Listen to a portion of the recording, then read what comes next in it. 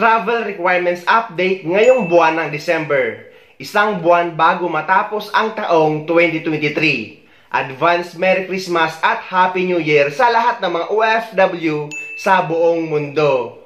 Unahin muna natin guys yung mga nagtatanong kung kailangan pa din daw ba ng vaccine certificate or ng PCR test pa uwi sa Pilipinas. Dahil guys, nag-aalala sila na wala daw silang vaccine ni isa. Madalas ko kasi nababasa ito sa comment section. Pero ang advice ko sa mga nagtatanong ay palagi dapat kayong manood ng mga updated video, hindi yung mga lumang video na ginawa ko pa noong isang taon. So ang sagot ay hindi na kailangan ng PCR test o kaya naman ng vaccine certificate pa uwi sa Pilipinas. Kahit ano pa ang vaccination status nyo, may vaccine man kayo o wala, hindi na kailangan ng PCR test or ng vaccine certificate. Though may nagbabadyang virus ngayon or sakit sa China na kumakalat na respiratory disease, pero still guys, hindi na required ang PCR test o kaya naman ang vaccine certificate pa uwi sa Pilipinas or pabalik sa ibang bansa. Sa mga nagtatanong naman kung still required pa rin daw ba ang pagre-register sa e-travel pa uwi sa Pilipinas at pabalik sa ibang bansa, ang sagot guys ay yes, still required pa rin na mag-register sa e-travel kapag uuwi kayo sa Pilipinas at babalik sa ibang bansa. Kapag pauwi kayo sa Pilipinas guys, ang i-register nyo ay e-travel arrival card entering the Philippines. Kapag pabalik naman sa ibang bansa ay e-travel departure card leaving the Philippines. Pero guys, sa iisang website nyo lang yan gagawin. So kapag pinasok nyo yung e-travel website, ay makikita nyo yung e-travel arrival card entering the Philippines. I-click nyo lang yan guys at lalabas dyan yung choices na e-travel arrival card or departure leaving the Philippines. So magre-register kayo niyan 3 days before flight nyo pa uwi sa Pilipinas at 3 days bago din ang flight nyo pabalik sa ibang bansa sa etravel.gov.ph. Pero guys, ilalagay ko na yung tamang link sa description ng video na ito para hindi na kayo magkamali at para hindi na kayo may scam. Pati yung mga video tutorial ko kung paano mag-register sa e-travel. Dahil lalo na't holiday season na naman ngayon, dumarami ang fake website na patuloy na pinapaalala ng Bureau of Immigration na humihingi ng bayad. What? Pinapaalala nila guys na ang e-travel registration ay 100% free. Wala kayong kahit anumang babayaran ni piso. Pero take note guys na may paparating na pagbabago ngayon sa e-travel system. Dahil gumagawa ng pilot implementation ngayon ang Bureau of Customs na isasama nila or i-include nila sa e-travel system or sa e-travel registration ang baggage and currency declaration. So soon, baka mabago na naman ang pagre-register natin sa e-travel. Pero huwag kayong mag-alala guys dahil nga gagawa natin yan ng video tutorial.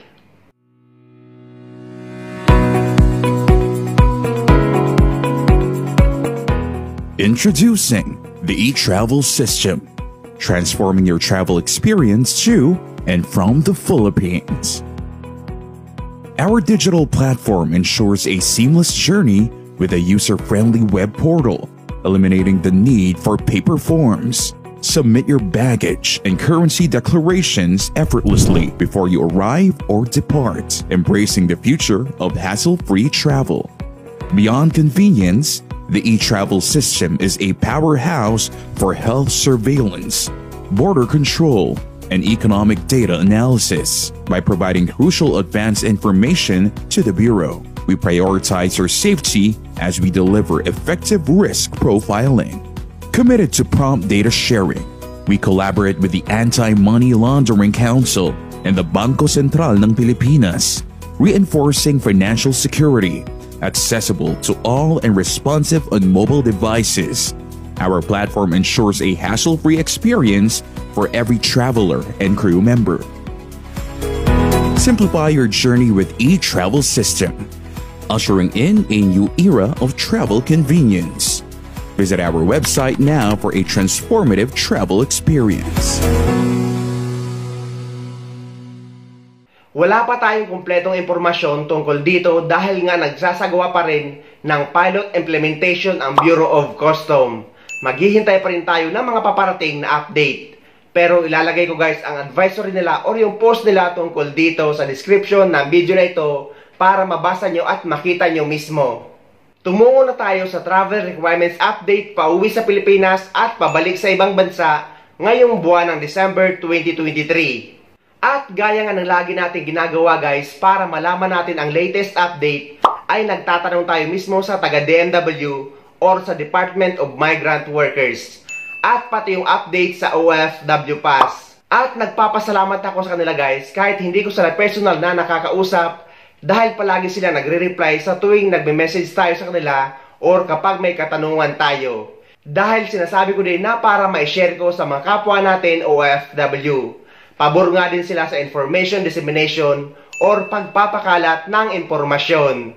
So, ang reply nila guys na ang OFW Pass ay kasalukuyan pa rin sumasailalim sa app maintenance at sa system upgrade. Kaya hindi pa rin ito ma-access ng mga OFW. Kaya guys, sa mga nagtatanong kung bakit hindi daw nila ma-open ang kanilang DMW mobile app or ang OFW Pass, dahil nga yan na sumasailalim pa ito sa app maintenance. May advisory ang DMW tungkol dyan na ilalagay ko mismo sa description ng video na ito para mabasa nyo at para updated din kayo. Kapag naman daw may mga bagong update tungkol sa OFW Pass or sa DMW mobile app, ay ipopost nila ito sa kanilang Facebook page. Kaya guys, mahalaga na dapat naka-follow kayo sa Facebook page na Department of Migrant Workers or ng DMW. Ilalagay ko yung link ng kanilang Facebook page sa description ng video na ito para mas madali nyong mahanap. At dahil nga under maintenance pa rin ang app ng DMW, ang ibig sabihin nito ay OOEC or OOEC exemption pa rin ang gagamitin ng mga OFW as exit clearance pabalik sa ibang bansa. Hindi pa pwede ang OFW Pass para lang alam ng mga nagtatanong. Kaya yan ang rason guys, kaya hindi nyo ito ma-access. So, eto na ang mga requirements or mga documents na kailangan nyong dalhin kapag pauwi kayo sa Pilipinas at pabalik sa ibang bansa ngayong buwan ng December 2023. Basic lang naman guys. Number 1, ang inyong passport. Number 2, ang inyong ticket. Number 3, ang inyong e-travel arrival card green QR code. At dapat guys, panoorin nyo rin ang video hanggang sa requirements pabalik sa ibang bansa dahil nga iba ang requirements pauwi sa Pilipinas at pabalik sa ibang bansa para alam nyo ang mga dokumento na ipiprepare nyo. Additional requirements kapag uuwi sa Pilipinas para sa mga OFW na galing sa visit visa na naging employment visa sa ibang bansa. Yung mga OFW na nag-change employer, nag-change job site, nag-change company name kahit pareho pa rin ang owner, nag-change position, at yung babae na nag-change ng marital status from single to married. Or yung mga OFW na may mga any employment changes. Kailangan nyo magpa-verify ng kontrata sa Polo Office sa ibang bansa or sa bansa kung saan kayo nagtatrabaho para makakuha kayo ng updated OEC sa POA. Sa mga OFW naman na babalik pa rin sa parehong employer na manggagaling sa bansang Saudi Arabia or bansang Taiwan, kailangan nyo magdala ng exit at re-entry visa. Dito naman sa United Arab Emirates ay wala naman tayo tinatawag na exit at re-entry visa. Normal lang na visa guys na nasa Emirates ID na natin. At civil ID naman sa bansang Kuwait. Pero sa mga OFW naman na dati ng documented OFW na pumunta sa ibang bansa, meaning ay dati nang may OEC na dumaan sa POA at sa mga lehitimong manpower agency sa PDUS at sa OWA. At yung mga OFW guys na dati nang nakauwi at nakapag-verify na ng kontrata na galing sa visit visa at babalik sa parehong employer na walang any employment changes. Hindi nyo na kailangan magpa-verify ng panibagong kontrata dahil pwede na kayong mag-acquire ng OEC exemption sa website ng PAPSBAM nyo.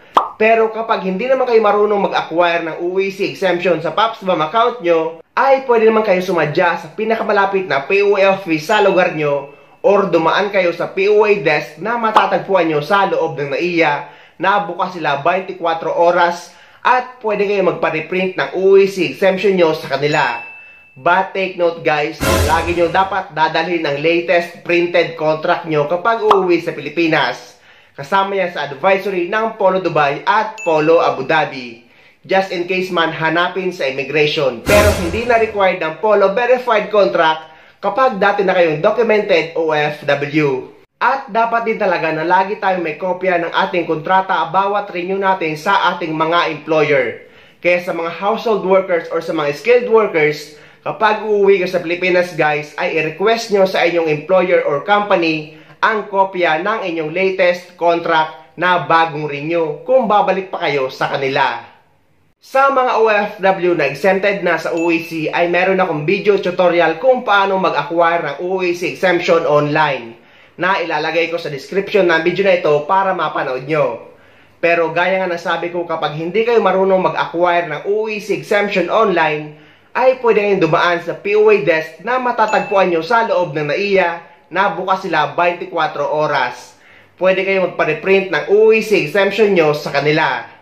So yan ang mga requirements kapag uuwi ka sa Pilipinas or mga impormasyon kapag uuwi kayo sa bansa natin. Sa mga OFW naman na uuwi na for good, ay may separate akong video na ilalagay ko din sa description ng video na ito. Dahil guys, iba ang requirements kapag uuwi sa Pilipinas for good. At eto naman ang kompletong requirements na kailangan nyo dalhin kapag pabalik kayo sa ibang bansa as documented OFW. Number 1, ang inyong passport. Number 2, ang inyong ticket. Number 3, ang inyong e-travel departure card blue QR code. Number 4, ang inyong OEC or OEC exemption. Number 5, ang inyong visa. Kapag naman nasa United Arab Emirates kayo guys or nandito sa UAE, ang visa natin dito or ang ipapakita nyo sa immigration is ang Emirates ID na natin dahil yan na ang nagsisilbing visa natin sa buong UAE. Number 6, ang inyong OWA membership. Guys, kahit hindi man hinahanap sa immigration ng OWA membership, ay lagi ko pa rin sinasama ito sa mga requirements dahil nga dapat lagi tayong active member ng OWA. Dahil proteksyon natin ito mga OFW habang nagtatrabaho tayo sa ibang bansa. So, kailangan nyo lang mag-renew ng OWA membership kada 2 taon dahil 2 years ang validity ng OWA membership nating mga OFW. So ayun guys, sana may nakuha kayong idea at sana nakatulong ang video na ito sa inyo. At sa mga hindi pa dyan nakasubscribe sa channel ko, please don't forget to subscribe my YouTube channel. Please click the notification bell para lagi kayo updated sa mga upcoming videos na gagawin ko tungkol sa mga updates sa ating mga OFW. Mula dito sa Dubai, maraming salamat. See you next time.